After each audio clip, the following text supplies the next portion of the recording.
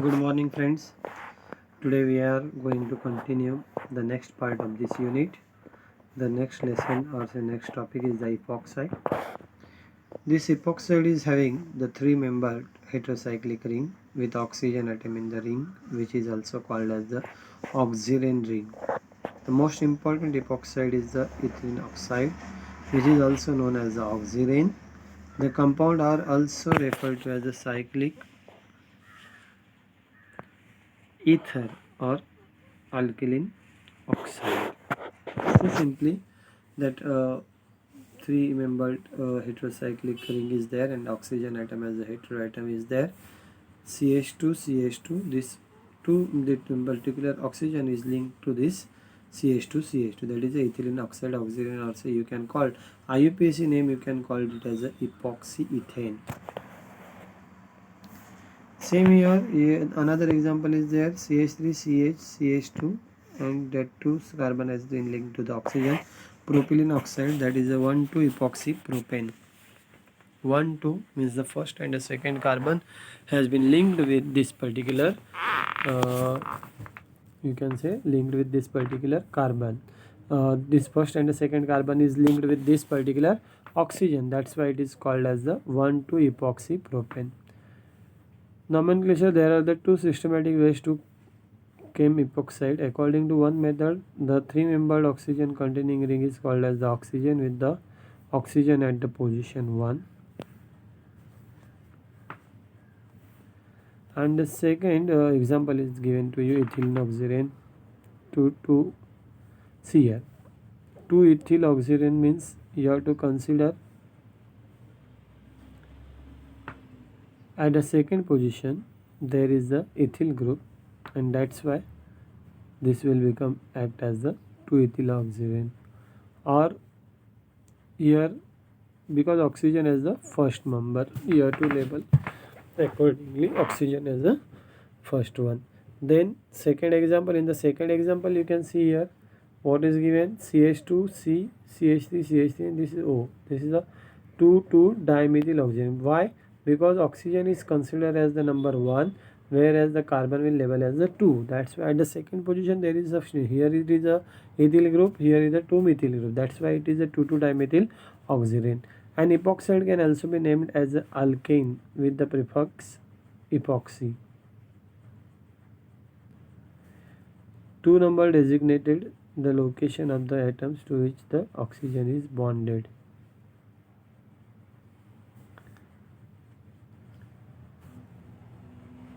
See, 1, 2, first and the second carbon. Here second and the third carbon is linked with the oxygen. That's why 2, 3 epoxy butane, 1, 2 epoxy cyclohexane. Give the IUPAC name of the following compound. You can see here. You have to consider this first and the second. Okay, first, second, third means you can call it 1, 2 epoxy propane, or say you can call it 2-methyl oxygen. Are you getting this particular point? Means what is there? Either you can name by considering oxygen as a number 1, or you can consider oxygen as a epoxy group. Okay, at that time we have to label to the carbon. Got that point? Okay. Then another example again is given to you, that is a by both the way you can number. If oxygen is number 1, this carbon is just 2, second number, that's a 2,2-dimethyl oxygen. Or in terms of this particularly epoxy compound, 1, 2, 3, right? 3 will nothing but a propane. First, second has the epoxy group, 1, 2 epoxy 2-methyl propane. You can see the another example here.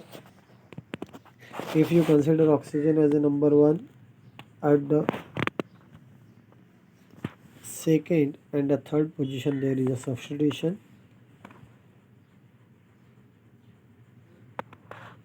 See, in the name the mistake is there. The ethyl should be there. It is ethyl group is there, C2H5, C2H5. That's why 2, 3 diethyl oxygen. Or you can consider the longest chain: 1, 2, 3, 4, 5, 6. At the third and the fourth position, epoxy group is there. 3,4 epoxy hexane. Then another example is similar way. You can see here, you can consider oxygen as a number 1, right? 1 2 3 means 2 methyl, while numbering this 1 2 3, 2 ethyl, 3 methyl oxygen, because E comes first, that's why 3 ethyl, 2 ethyl, 3 methyl oxygen. Correct this name also. You have to make the correction over here, you have to make the correction over here. Or in terms of the epoxy compound, you have to number like this: 1 2 3 4 5. 5 is nothing but a pentane. At the second and the third position there is a epoxy, that was 2 3 epoxy pentane. You got this name? Very simple nomenclature is there for this, either or way. Two ways are there to do the nomenclature of this particular thing.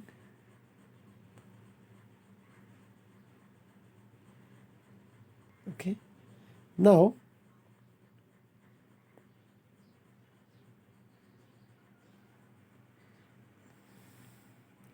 how is ethylene oxide prepared? By the following: oxidation of olefins, reaction of peracids, and from vicinal halohydrine. See, this question is like that: how you can prepare ethylene oxide? By using the following ways: oxidation of olefins, a reaction of peracids, and from vicinal halohydrine. First of all, we will talk about oxidation of olefin. Oxidation of olefin. Olefin is nothing but the alkene, double bonded compound, CH2 double bond CH2. Ethylene oxide can be prepared by the direct air oxidation of the ethene in presence of the silver as a catalyst. CH2 double bond CH2 plus half O2 in presence of the silver catalyst, it will give you the formation of the oxygen or say ethylene oxide or say epoxide.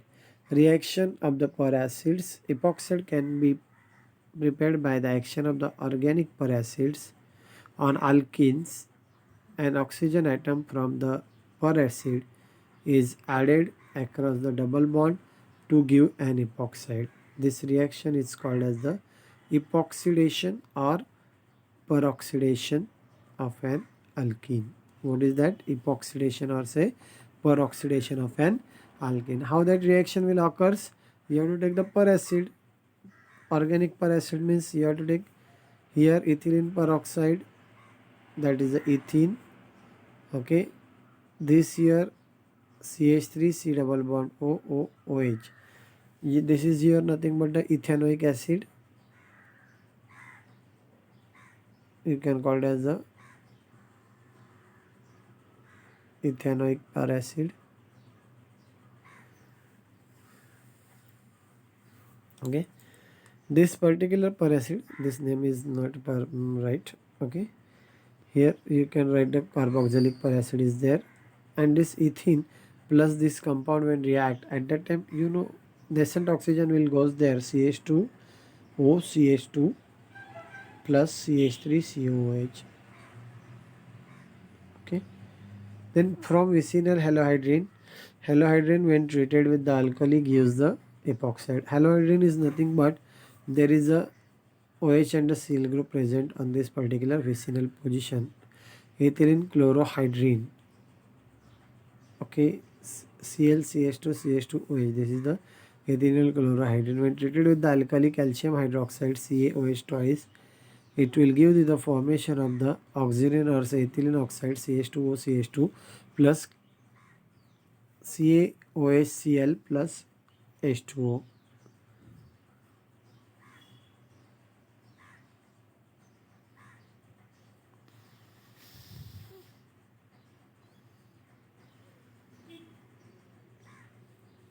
Okay, this is about the reaction. CaOHCl plus H2O will be formed. Please remember this reaction. Very simple it is. This is the preparation of the here epoxide, or say you can call it as a oxygen. Now we will talk about give the ring opening reaction of epoxide by hydrolysis in the acidic condition, reaction with the HX, reaction with the alcohol, reaction with the SCN, reaction with the ammonia and amines or say ethanolamine, reaction with the Grignard reagent. First of all, we will take the reaction with the hydrolysis of this particular epoxide in the acidic condition.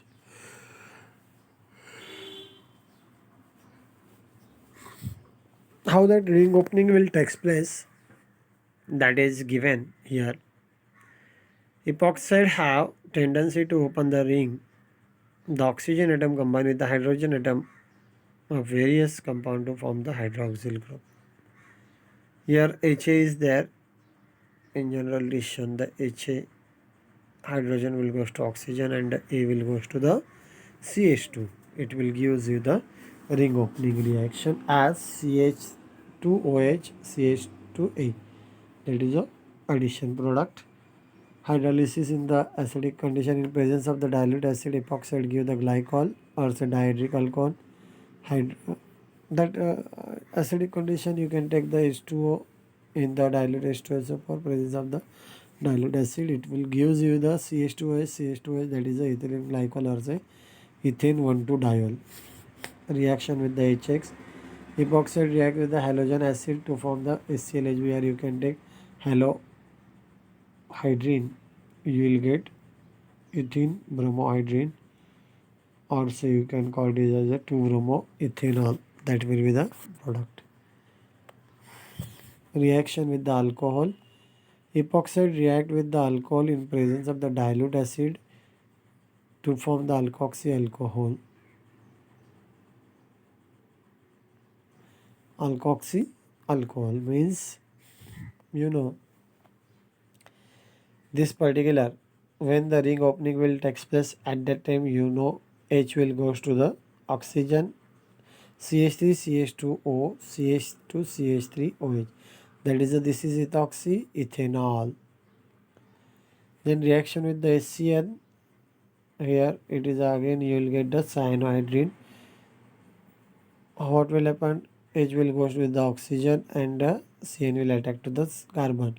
It will give you the OH CH2 CH2 CN, that is a 2-cyanoethanol or you can call it as a ethylene cyanohydrine. When this particularly liquefied ethylene oxide and a liquefied HCN are reacted in presence of the catalyst like the alkaline oxide, it forms the ethylene cyanohydrine, that is a calcium oxide is used. Reaction with the ammonia and amine. Ethylene oxide when reacted with the ammonia, it forms a mixture of 3 amino alcohol which are known as ethanol amine.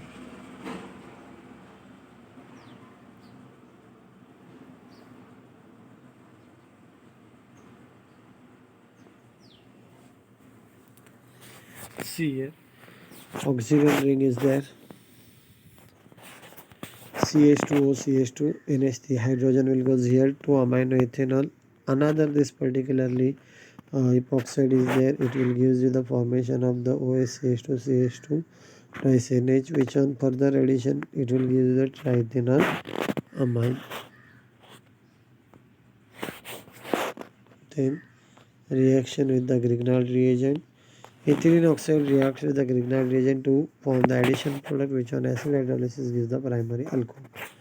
The primary alcohols obtained by this particular method contain the 2 carbon atoms more than the starting reactant. Here CH2O CH2 is there plus ethyl magnesium bromide CH3 CH2 MgBr in dry ether gives you, as we said, this MgBr will goes to oxygen CH3 CH2 CH2 CH2 OMgBr plus hydrolysis, after hydrolysis CH3 CH2 CH2 CH2 OH plus MgBr OH, that is a 1-butanol. You have 4 carbon atom alcohol we will get, that is a butanol. These are the few reactions of this particular epoxide regathering reactions are there. The next part we will see in the next lecture. We will stop here. Thank you.